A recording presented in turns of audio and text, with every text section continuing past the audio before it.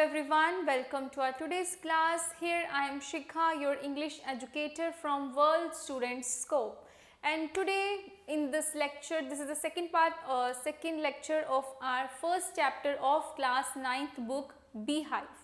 Our chapter name is The Fun They Had. So in the previous lecture, what we have discussed that in the future, there might be school will not exist and students might learn from computers, and might be mechanical teachers will be there, robotic teachers we can say, robotic teachers, and student can learn from computer, from the screen only on the screen, like e-text will be there, books will be provided on the screen only, they can download and they can learn on it.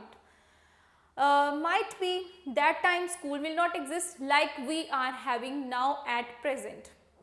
So how what thinking you are having that student will have fun in their life or not, like you used to have a fun right now as you are going to a school with a lot of your friends, you are having your classmates, and along with that you all together do laughing, sitting together, you all do study together, and moreover at the end of the day you all went to your home together, you enjoy, you learn, you can help each other in the studies.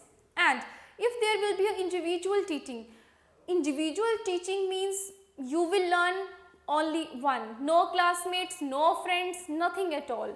So just think about it and just write it down in your notebook that if you want this school like we are having now, or the future schools when you will going to study, when you will go to study from the mechanical teacher, from the robotic teachers, and along with that with the moving e-text.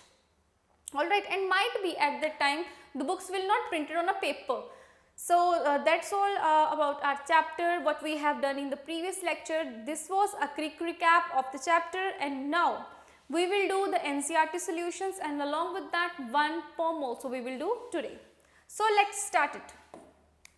So NCERT solutions, answer these questions in a few words or a couple of sentences each.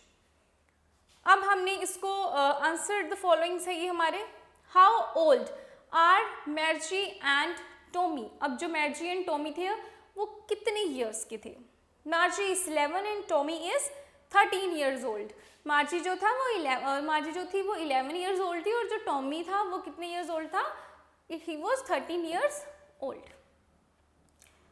What did मार्जी right in her diary?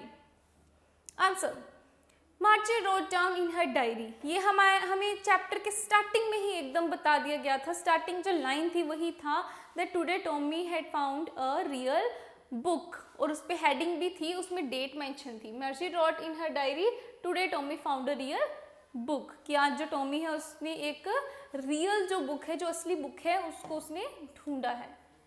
Had मार्जी ever seen a book before? तो क्या ऐसी book मार्जी ने पहले कभी देखी थी? No, Margie hadn't seen a book before like that.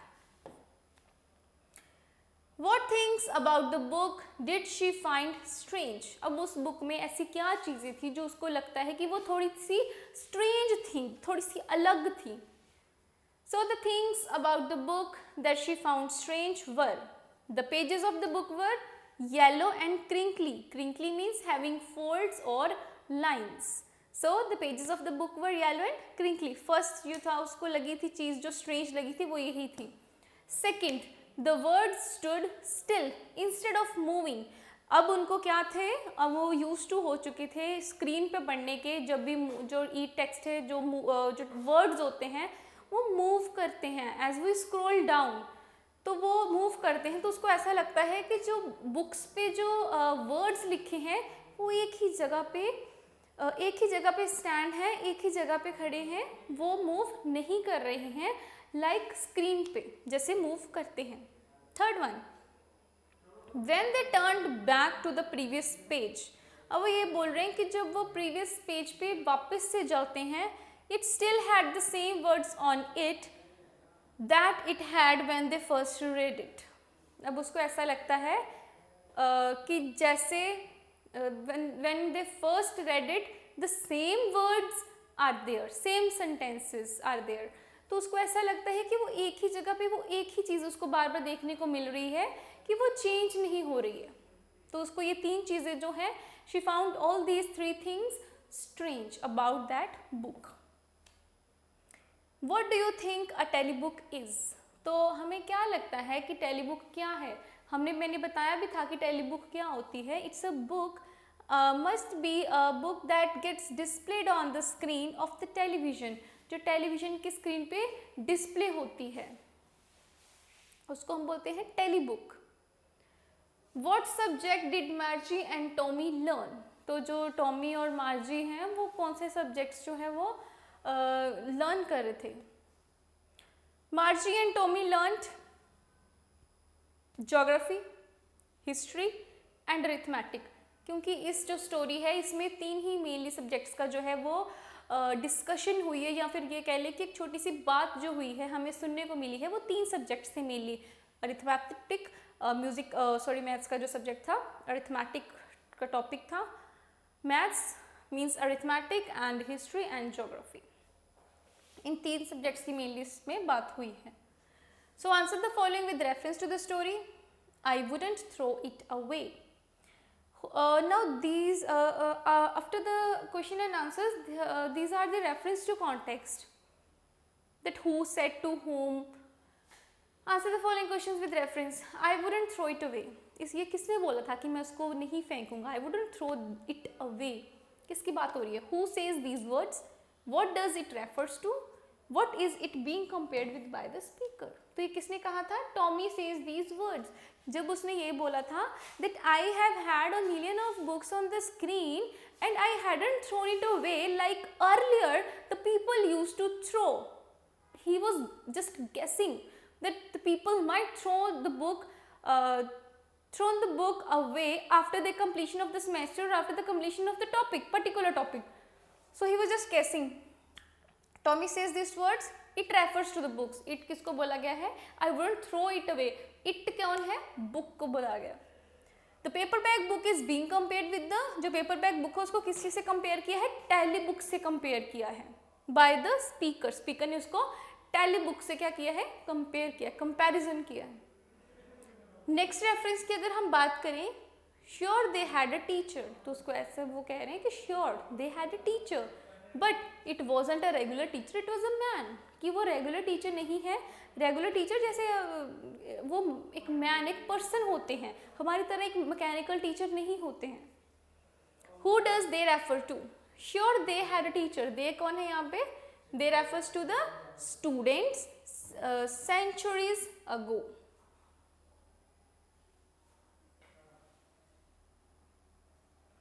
What does regular mean here? Regular का क्या मतलब है? Usual for the people in 2157. Here regular teacher means the mechanical teacher. Regular teacher यहाँ mechanical teacher को बोला जो इतनी punctual है कि वो बिल्कुल टाइम पे अपने आ जाती है, because it's operated by a machine. Next, what is it contrasted with? अब यहाँ पे इसको किस चीज़ से contrast किया हुआ है? The mechanical teacher is contrasted with humans as teachers of earlier times. जैसे ह्यूमन बींग्स हैं, अभी के टाइम पे ह्यूमन बींग्स ही हैं जो टीचर हैं, बट लेटर ऑन फ्यूचर में there will might be robotic teachers, तो हो सकता है वहाँ पे रोबोटिक टीचर्स जो हों। Now answer each of this questions in a short paragraph, just about 30 words. Now we need to answer this following questions in near about 30 words. 30 words में हमने इसको आंसर करना है, ये जो क्वेश्चन आंसर्स हैं। What kind of teachers did Margie and Tommy have? तो किस तरह के उनके टीचर थे? Margie and Tommy had mechanical teachers. The mechanical teachers had big screens on which all the lessons were shown and questions were asked. जो Margie and Tommy है वो कहाँ से पढ़ते हैं? मैकेनिकल टीचर है उनके पास, एक बिग सी स्क्रीन होती है जहाँ पे वो पढ़ते हैं, and where all the lessons were showed and on that screen only they used to ask the questions from them. The childrens were taught through computer and television screens, they didn't have humans as teachers. तो वो children जो हैं वो कहाँ से कैसे पढ़ते हैं? स्क्रीन से पढ़ते हैं, कंप्यूटर स्क्रीन लगा लो चाहे टेलीविज़न स्क्रीन लगा लो, तो वो वहाँ से पढ़ते हैं. They didn't have humans as teachers. तो it's a human beings as a teacher उनके पास नहीं होते हैं, एक मैकेनिकल टीचर होते हैं. So why did Margie mother send for the county inspector? अब जो मार्जी की मदर थी, why she sent her daughter to county inspector? County inspector means state और province inspector. State या फिर कोई province का जो inspector होता है. तो उसने क्यों भेजा था? Margie's mother sent for the county inspector because the mechanical teacher of Margie was not functioning properly. क्योंकि जो mechanical teacher था उसका मार्जी का, वो प्रॉपर से फंक्शन नहीं कर पा रहा था. It was geared up too quick. So it kept giving Margie's geography test and Margie was performing worse every time. तो वो ज्योग्राफी का जो सेक्टर था वो क्या कर रहे थे, उसको टेस्ट दी जा रहे थे मार्जी को, and she was performing very bad in those test. Margie's mother was concerned and thus sent for the county inspector. वो उसकी जो मार्जी की मदर थी वो थोड़ी उसके लिए कंसर्न थी. That's why she sent her daughter to the county inspector. All right. What did he do? तो जब उसको काउंटी इंस्पेक्टर के पास उसको भेज दिया गया, तो फिर काउंटी इंस्पेक्टर ने क्या किया? The county inspector smiled at Margie and gave her an apple. तो उसको एक एप्पल दिया उसने, काउंटी इंस्पेक्टर ने. He took the mechanical teacher apart from her. तो वो जो मैकेनिकल टीचर है उसको थोड़ा उससे दूर ले जाता है ताकि वो उसको सेट कर सके. Then he fix the mechanical teacher. उसके बाद क्या किया, जब उसको थोड़ा सा उससे दूर ले गया मार्जी से, then he set the mechanical teacher. He fix the mechanical teacher. He told Margie's mother that the geography sector of the mechanical teacher was geared a little too quick. तो उसने ऐसा बोला कि ज्योग्राफी का sector था, it was geared up little too quick. वो थोड़ा जल्दी में थोड़ा गियर्ड अप हो गया हुआ था, कुछ इस तरह से एडजस्ट हो गया हुआ था, जो मार्जी है उसको उस लेवल को जो है कैच नहीं कर पा रही थी. तो इस करके उसकी जो परफॉर्मेंस थी, it was going really worse. And that he has slowed it up to an average 10-year level. तो इसलिए उसने क्या किया, एक एवरेज 10-year लेवल के बच्चे के लिए उसको उस तरह से उसको स्लो डाउन कर दिया, जो कि पहले बहुत फास्ट जा रहा था. Why was Margie doing badly in geography? तो मार्जी जो है वो ज्योग्राफी में बैडली क्यों परफॉर्म कर रही थी? What did the county inspector do to help her? तो काउंटी इंस्पेक्टर ने उसकी हेल्प करने के लिए क्या किया? So Margie was doing badly in geography because the questions were displayed on the screen of the mechanical teacher. तो वो क्या होता है, जो मार्जी होती है वो बड़ा बैड परफॉर्मेंस दे रही होती है ज्योग्राफी में, क्योंकि जो क्वेश्चंस हैं वो डिस्प्ले हो रहे होते हैं स्क्रीन पे, जो कि मैकेनिकल टीचर के थ्रू हो रहे होते हैं, but too quick for her age. उसकी एज के अकॉर्डिंग वो बहुत जल्दी जा रही होती है, इसलिए वो उसको कैच नहीं कर पा रही. The county inspector slowed its speed to an average 10-year level. तो उसने कैसे हेल्प की, काउंटी इंस्पेक्टर ने उसको स्लो डाउन करके to an average 10-year-old child, so that Margie would be able to perform satisfactorily. तो उसको ऐसा लगता है कि अगर वो थोड़ा सा उसको एवरेज कर देगा, जैसे 10 साल के बच्चे तक उसको थोड़ा एडजस्ट कर देगा, थोड़ा फिक्स कर देगा, तब जो मार्जी है वो थोड़ा सेटिस्फैक्टरली परफॉर्म कर पाएगी. What had once happened to Tommy's teacher? तो एक बार टॉमीज की टीचर के साथ क्या हुआ था? Tommy's teacher had to be taken away altogether for a month as the history sector had blanked out completely. अब वो ये बोल रहे हैं कि तो टॉमी के टीचर थे, उसको नियर अबाउट 1 month तक, मीन्स कि वो it was getting away from the Tommy. Why? Because the history sector was blanked all completely. It had blanked completely. वो पूरा ब्लैंक ही हो चुका था, ब्लैंक आउट हो गया, इसलिए वो जो 1 month का उसको टाइम मिल गया. Did Margie have regular days and hours for school? If so why? तो उसके क्या रेगुलर आवर्स थे जैसे स्कूल में होते हैं? Yes, Margie had regular days and hours for school because Margie's mother believe that, क्योंकि जो मार्जी की मदर है वो ये बिलीव करती है कि little girls learn better if they learn at regular hours. तो उसको ऐसा लगता है कि जो लिटिल गर्ल्स और छोटी लड़कियां होती हैं वो बेटर सीख पाती हैं, बेटर लर्न कर पाती हैं अगर वो रेगुलर आवर्स में उनको पढ़ाया जाए, अगर वो रेगुलर आवर्स में पढ़े तो। How does Tommy describe the old kind of school. तो जो टॉमी था उसने जो ओल्ड काइंड ऑफ स्कूल था उसको किस तरह से एक्सप्लेन किया था।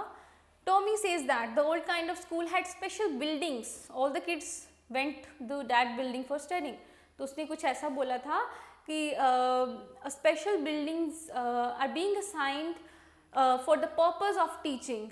एक टीचिंग के पर्पस के लिए बड़ी स्पेशल बिल्डिंग जो है वो एक असाइन की जाती हैं, एक बनाई जाती हैं। तो all the kids use to went there for to learn new things, कुछ नई चीज़ें सीखने के लिए, फॉर स्टडिंग, पढ़ाई करने के लिए वहाँ पे जाते हैं। और जो टीचर हैं वो भी वहीं पर आते हैं उनको पढ़ाने के लिए। How does he describe the old kind of teachers. तो उसने कैसे ओल्ड काइंड ऑफ टीचर्स को डिस्क्राइब किया, एक्सप्लेन किया। He tells Margie that the old kind of teachers were humans instead of machines। तो उसने ऐसा बोला कि जो पुराने ज़माने के जो स्कूल होते थे वहाँ पे मशीन्स नहीं होती थी, टीचर्स जो हैं as a person human beings होते थे।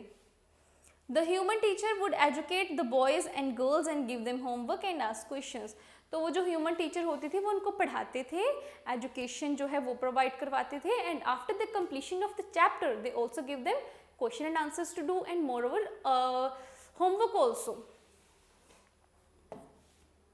Now answer each of the following questions in 2 or 3 paragraphs. Well, now we need to answer these question answers into 100 to 150 words, in about 100 to 150 words. What are the main features of the mechanical teachers and the school rooms that Margie and Tommy have in the story? So the main features of the mechanical teachers are that Margie and Tommy have are the mechanical teachers have big black screens होती थी उनकी, on which lessons were displayed and questions are asked। कुछ questioning वहाँ पे होती थी। The students need to put their homework and test papers in a slot that is present in the mechanical teacher। एक proper slot में उनको अपना जो टेस्ट है वो डालना पड़ता था। The students write answers in a punch code and the mechanical teacher calculates the result right away। Just within no time वो calculation करके उसका result बता देती थी। The main features of the classrooms that Margie and Tommy have are, in the story the schools are in the homes। School जो है वो घरों में ही आ गए हैं। For instance, Margie's school was nice right next to her bedroom। The students do not have classmates। They study subjects like arithmetic, like geography, like history, etc।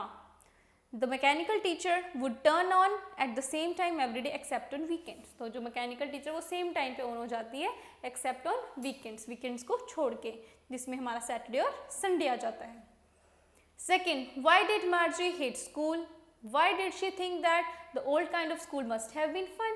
उसको ऐसा क्यों लगता है जो पुराने ज़माने के स्कूल होते थे that old kind of school the children must have fun? क्यों लगता है? Margie hated school because she felt it boring। उसको ऐसा लगता है कि जो स्कूल है लेकिन बहुत बोरिंग होते हैं। पहले वो ये सोचती है कि स्कूल बहुत बोरिंग होते हैं। The mechanical teacher started the class at the same time regularly and Margie's mechanical teacher was giving her test after test on geography and she was performing very badly, as we know. Margie also didn't like inserting homework and test papers in the slot on the mechanical teacher. So she thought that the old kind of school must have been fun। क्यों fun होता होगा? इसलिए उसको लगता है because it would have had kids from various places of the neighborhood। कि जो बच्चे हैं वो बहुत अलग अलग जगह से स्कूल में आते होंगे and it would have been so interesting to sit together in the classroom। और कितना मज़ा आता होगा उनको, कितना इंटरेस्टिंग लगता होगा कि एक साथ एक दूसरे के साथ बैठना, इंजॉय करना। and leave the school together at the end of the day। और जैसे स्कूल ओवर हो जाता है तो वो इकट्ठे ही साथ में जाते भी हैं। All the kids learned the same things so they could help each other in studies and homework। सबको एक टाइम पे एक ही चीज़ सिखाई जाती है ताकि वो जिनको अगर टॉपिक कुछ समझ नहीं आया तो वो उनकी हेल्प भी कर सकते हैं। Do you agree with Margie that schools today are more fun than the schools in the story?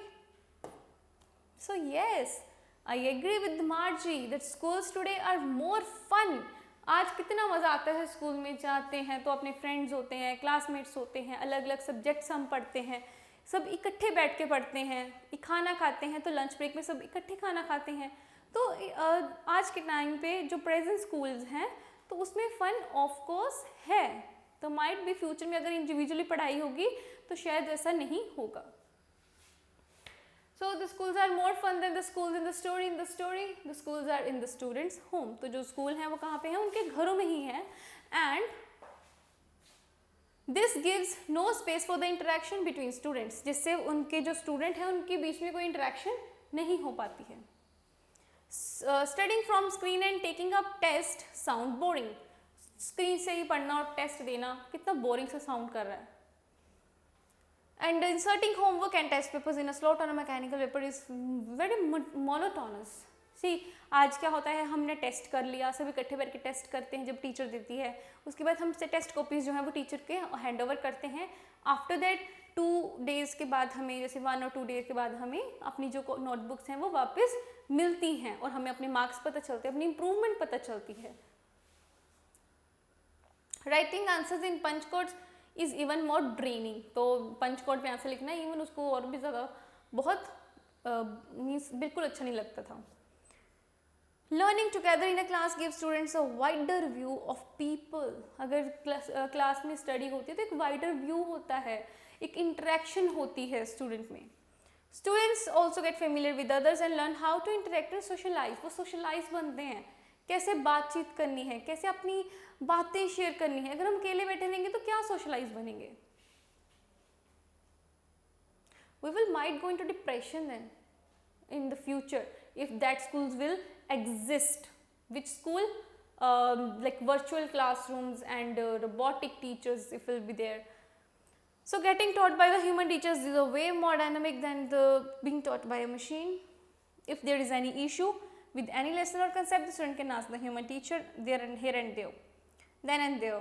That's how the school today are more fun than the school in the story. इसलिए हम ये कहते हैं कि जो आज के school है वो ज़्यादा फन है, उसमें ज़्यादा मज़ा है, ज़्यादा इंटरेस्टिंग है। क्यों? क्योंकि अगर हमें किसी टॉपिक में प्रॉब्लम भी आ रही, we can ask from the teacher, we can ask from our teacher. चाहे अब पूछो, चाहे बाद में पूछो, 1 बार पूछो, 2 बार पूछो, 3 बार पूछो, she will tell you, he or she will tell you in a different way. अगर एक बार चीज़ समझ नहीं आ रही तो टीचर किसी और तरीके से समझाने की कोशिश करेंगे। लेकिन जो मैकेनिकल टीचर है वो इस एक तरह से सेटअप कर दिया होता है कि वो एक ही तरह से समझाते हैं। क्वेश्चन आंसर्स का पार्ट हमारा फिनिश हो गया है। Next is a poem. Poem है हमारी which title video give poem based on this picture. See, अब ये 2 रोड्स हम देख सकते हैं इस पिक्चर में कि 2 रोड्स हैं यहाँ पे डाइवर्ज हो रहे हैं। एक पॉइंट है यहाँ पे 2 रोड्स जो हैं डाइवर्ज हो रहे हैं। ये एक कुछ फॉरेस्ट जैसा कुछ लग रहा है। The road not taken, so the name of the poem is the road not taken which is written by Robert Frost. So the road not taken जो है वो किसने लिखी हुई है? रॉबर्ट फ्रोस्ट ने। द रोड नॉट टेकन कि जो रोड उसने नहीं लिया। 2 roads diverged in a yellow wood. Diverged होता है सेपरेटेड, सेपरेट होना, जैसे हमने लास्ट पिक्चर में देखा था। 2 roads जो है डाइवर्ज्ड हो रहे थे, सेपरेट हो रहे थे and took a different direction. Diverged in a yellow wood and sorry I couldn't travel both. अब वो एक ट्रैवलर है, how he can travel both the roads at the same time? So that's what he is saying कि एक time पे वो दोनों road को ट्रैवल नहीं कर सकता है। And be one traveler, long I stood and looked down me one as far as I could. तो वैसा बोल रहा है कि एक ट्रैवलर होने के नाते कि वो जितना दूर तक देख सकता था उसने उतना दूर तक देखा। He looked down one as far as, मतलब जितना दूर तक देख सकता था, I could, to where it bent in the undergrowth. Undergrowth होता है dense growth of plants and bushes, जहाँ झाड़ियाँ और जो प्लांट्स और बुशेस जो हैं, जहाँ तक उसकी नज़र जा रही, जहाँ जितनी दूर तक वो देख सकता है वहाँ तक वो थोड़ा सा डाउन होकर उसको देखने की कोशिश कर रहा है। Then took the other just as fair. तो वो दूसरे को as a fair, as a ठीक जो है मानकर दे रहा है उस रोड को। Then took the other just as fair and having perhaps the better claim. And he was just having perhaps, this is, उसको ऐसा लगा कि better claim है। because it was grassy and wanted wear. Wanted wear means had not been used. Grassy है और ज़्यादा use नहीं हुआ है, उसको ऐसा लगता है। ग्रासी मतलब ग्रासी वहाँ होता है जहाँ हम यूज़ जाते नहीं है ज़्यादा, जहाँ पे अगर जो फुटप्रिंट्स नहीं है, कोई ज़्यादा अगर लोग वहाँ से ट्रैवल होकर नहीं गए हैं तो वो रोड ग्रासी बन जाता है, जो ग्रास है वो ग्रो हो जाता है। एंड वांटेड वेयर मीन्स जो ज़्यादा यूज़ नहीं हुआ है। Though as for that the passing there had worn them really about the same. अब बोल रहे हैं बोथ दैट मॉर्निंग इक्वली ले, उसको उस मॉर्निंग में दोनों इक्वल ही लग रहे होते हैं। In leaves no step had trodden black, trodden black means leaves stamped black by the people who had taken that path, जो जिन्होंने उस रास्ते को लिया था, सफ़र किया था, ट्रैवल किया था। Oh I kept the first for another day, तो वो जो फर्स्ट वाला है वो किसी और दिन के लिए रख रहा है। Yet knowing how many leads on to way I doubted if I should ever come back। अब वो बोल रहा है कि फर्स्ट वाला मैं किसी और दिन जो है वो उसको ट्रैवल करूँगा, और दूसरे को वो एक्सेप्ट करो उसको, now he has taken that road, that second one. तो वो ऐसे बोल रहा है, उसको इवन डाउट भी है कि he might come back again और नॉट, कि वो कभी आएगा भी वापस नहीं आएगा। तो वो कुछ डाउट में है कि वो पता नहीं कितने रस्तों को आगे ज्वाइन करता होगा, या कितने आगे वो जो रास्ते हैं कहाँ कहाँ जाते होंगे। तो उसको ऐसा लगता है पता नहीं वो वापस कभी आ भी पाएगा या नहीं आ पाएगा, इसलिए वो उस डाउट में है। So I shall be telling this with a sigh. Sigh होता है एक ऑडिबल ब्रेथ होती है, मीन्स एक रिलीफ भी हो सकता है, रिलीफ एक्सप्रेशन हो सकता है, टायर्ड एक्सप्रेशन हो सकता है, सोरोफुल एक्सप्रेशन हो सकता है। So I shall be telling this with a sigh, somewhere ages and ages hence, after just ages and ages हुआ टाइम, बहुत टाइम बाद। hence यहाँ पे future को बोला गया है। somewhere ages and ages in the future, two roads diverged in a wood and I took the one less travelled by and that has made all the difference। और उसको वो ऐसा बोल रहा है कि उसने कौन सा which path he has chosen, the path which has less travelled by and which makes all the difference। कैसे डिफरेंस? देखो डिफरेंस ऐसे हो गया, कॉमन जो वे है, जो कॉमन पाथ है वो हर कोई ट्रैवल करता है। बिकॉज अगर किसी को ऐसा लग रहा है इस पाथ में कोई गया नहीं है, ही और शी माइट बी स्केयर्ड और माइट बी फ्राइटन्ड कि पता नहीं वो रास्ता कहाँ जाता होगा, कि वो वापस कभी आ भी पाएंगे या नहीं। लेकिन हमें एक ऐसे कुछ एडवेंचरस या कुछ एक डिफरेंस हमें रखना चाहिए बाकियों से, एक अलग एक यूनिक चीज़ हमें जो है उसने की, and that has made all the difference. और यही था एक डिफरेंस जो एक कॉमन पीपल करते हैं और एक रेयर पीपल करते हैं अपनी लाइफ में। So let's see about the summary, let's read it out. Summary, the route not taken is an autographical poem. Once the poet come across the junction when his path diverged into two and he had to take a decision of which road to take। तो इस position पे इस एक point पे आ जाता है जहाँ उसको एक पाथ जो है चूज करना है, और जो रोड है वो दोनों में डाइवर्ज हो रहा है। He stood there for a long time and gave a serious thought to each road. Then he decided to take the road which was less travelled. The reason for this was it was grassy, and as far as the condition of the road was concerned, both the roads were equally worn. He decided to keep the other road for some other time, though he knew that he might not be able to go back to that road। वो थोड़ा doubt में है कि पता नहीं वो road कहाँ जाएगा, और वो उसने कौन सा रोड चूज किया, which one was less travelled। That morning both the road lay equally covered in leaves and no travel had trodden them that day। और कोई भी उस टाइम वहाँ पे नहीं गया था। The poet felt that after ages he would be telling with the sigh that both the roads diverged in a forest and the decision of taking the last travelled and made all the difference in his ages। ऐसा लगता है उसको कि future में कुछ ऐसा होगा कि वो ऐसा बताएगा कि उसने एक रोड जो चूज़ किया था, जब वो एक रोड डाइवर्ज हो गया था दो में, when he comes to a point when the roads diverge in two roads, तो क्या होता है just in the yellow wood, तो he chose which one the less travelled by and which has made all the difference in his life, जिसने सारा difference किया उसकी life में। So that's all about the pome. ये हमारी pome थी. इससे रिलेटेड हम कुछ क्वेश्चन आंसर्स करेंगे. See the first one. Where does the traveller find himself? तो ट्रैवलर खुद को कहाँ पे पाता है? What problem does he face? तो उसको कौन कौन सी प्रॉब्लम जो है उसको फेस करनी पड़ रही है. The traveller find himself at a point where two roads diverge. जहाँ पे दो रास्ते डाइवर्ज हो रहे हैं. His problem is to decide on which road he should walk. उसकी प्रॉब्लम क्या है? उसको ये डिसाइड करना है कि उसको किस रोड पे चलना चाहिए, वॉक करना चाहिए. Discuss what this phrases mean to you. Yellow wood. Yellow का मीन्स होता है forest in the autumn season. It was grassy and wanted where means the road was grassy because it was a less traveled road. It wanted people to move on it. The passing there means it implies walking on the road. कि कितने लोग वहाँ पे चलते हैं. Leaves no step had trodden black. It means the leaves hadn't been crushed under the feet of the travelers. कि वो जो है क्रश नहीं हुआ है जो ट्रैवलर्स हैं उनके फीट की वजह से, उनके पैरों की वजह से. How many leads on to way? How one road leads to another. कैसे एक रोड जो है वो दूसरे को लीड कर देता है. Question number 3. Is there any difference between two roads as the poem describes them in stanzas 2 and 3 in the last 2 lines of the poem.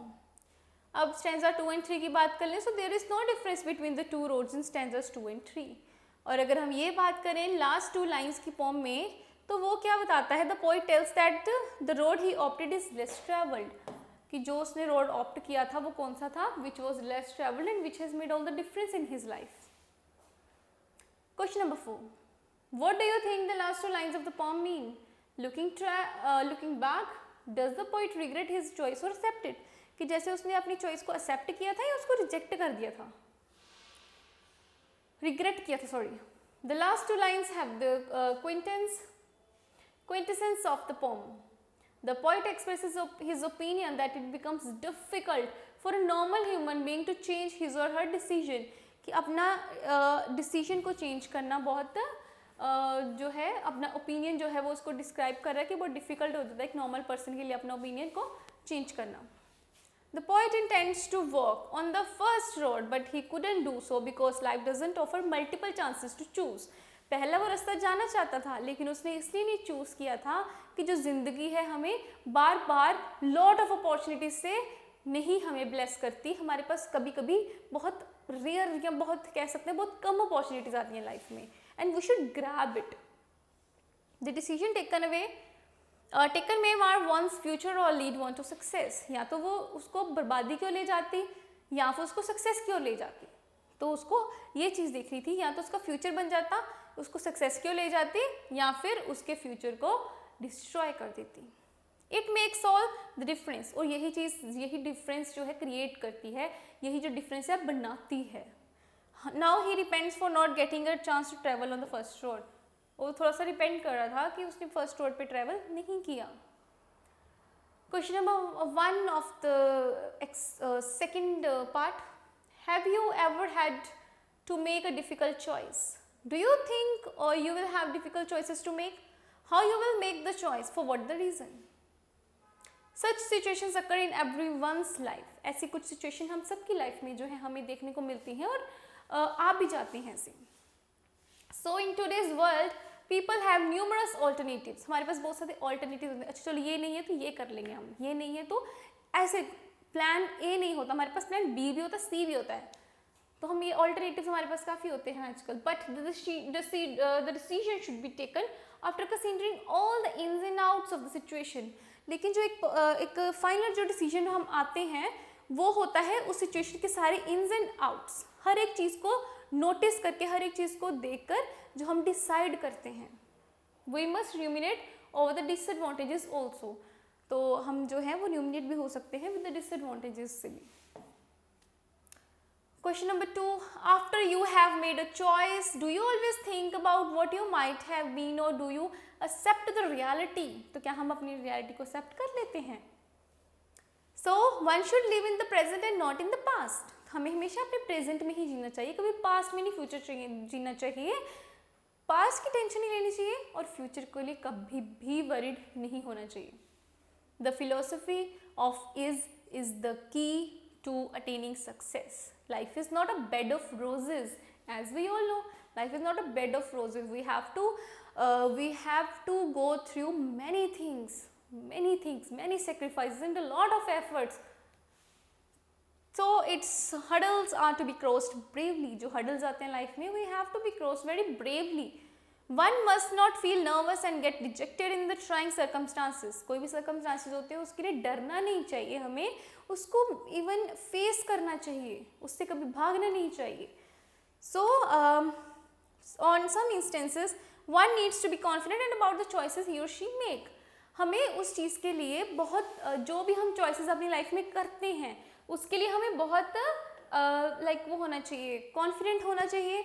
जो भी डिसाइड कर रहे हैं अपनी लाइफ में उसको देखो हम क्या डिसाइड कर रहे हैं, उसके सारे प्रोज एंड कॉन्स, हर एक इन्स एंड आउट्स, पूरी सिचुएशन के हमें पता होनी चाहिए.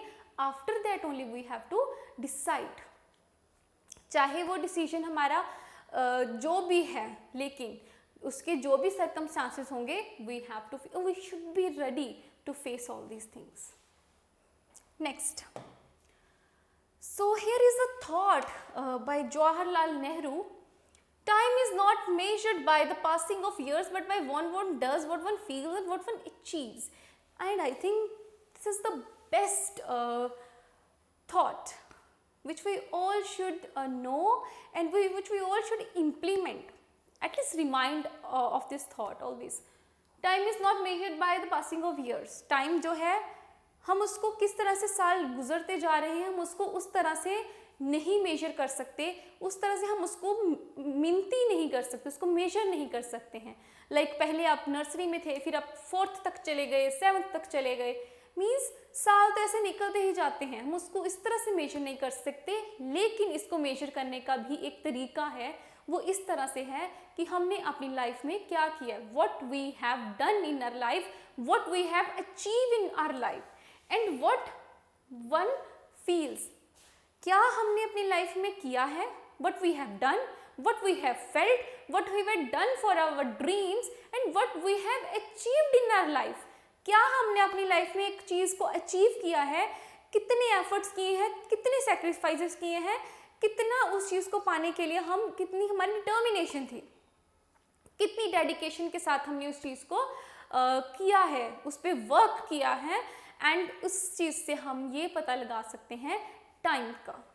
टाइम जिस तरह से साल गुजरते जाते हैं, टाइम को हम उस तरह से मेजर नहीं कर सकते. लेकिन चलो 2 साल बाद अगर एक पर्सन बहुत सक्सेसफुल हो गया है तो उस तरह से वो इस टाइम को मेजर कर सकता है. Just in a period of 2 years he became successful in his life. 2 साल में वो सक्सेसफुल हो गया, तो टाइम मेजर हो गया कि 2 साल का जो टाइम पीरियड था उसमें वो सक्सेसफुल हो गया. Alright, so that's all for today. आज हमने एनसीईआरटी क्वेश्चंस किए, मोर ओवर हमने एक पोइम की जो कि बहुत ही इंस्पायरिंग थी, जो थी the road not taken which was written by Robert Frost, जो कि रॉबर्ट फ्रोस्ट ने लिखी थी. So you all should make that differences, you all should do that decision in your life, that choice in your life that has made all the difference in your life. So that's all for today and we'll see you in the next lecture. So thank you.